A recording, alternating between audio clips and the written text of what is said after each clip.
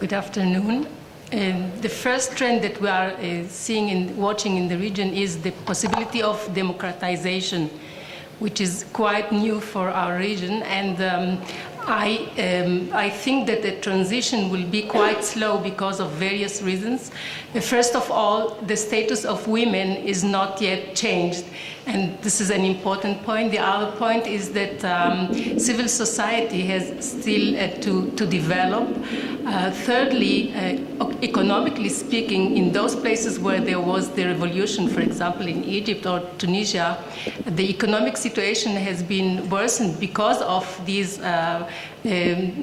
developments rather than improved. And the last point is that the liberal groups in this society are much weaker than the Muslim movement. So the transition to democracy might take quite a long time. This is one point. Another point that another trend that we are witnessing is the demise of what one can say the nation state, and instead of it, the multiculturalism.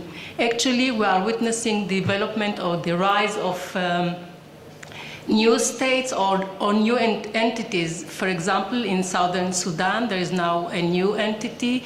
In North Iraq, we have the Kurdish entity, and probably very soon we'll have also the Palestine, and not as entity but as a state. So we have this shift is very interesting to look about. Another trend that is developing is the shifting alliances or shifting rivalries. And the main rivalry that I can notice is it is still in the making is between Turkey and Iran. Why is it so? First of all, the first thing that might develop this rivalry is the pull-out, the withdrawal of the Americans from Iraq, which then will bring these two parties into a kind of a great rivalry to try and decide what was going on in Iraq. The second thing is the development in Syria. All of a sudden, Syria, Turkey and Iran were at loggerheads on this point, while, of course, Iran is supporting Bashar Assad.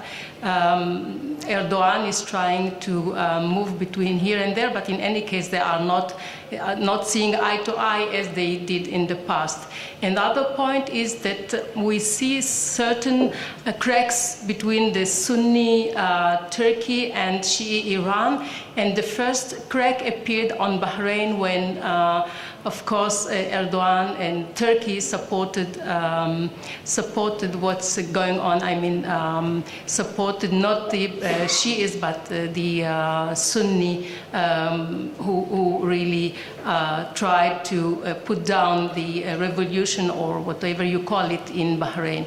So all these changes put into the picture a very unstable region. Maybe this is one of the very difficult time for all the countries. This instability influenced every country, even Iran. First, they thought that maybe this situation might support or strengthen Iran, but we see that Iran is also suffering because of this. The question is, I don't know if I have time to address it. You can go. What Israel should do in such situation, in such unstable situation.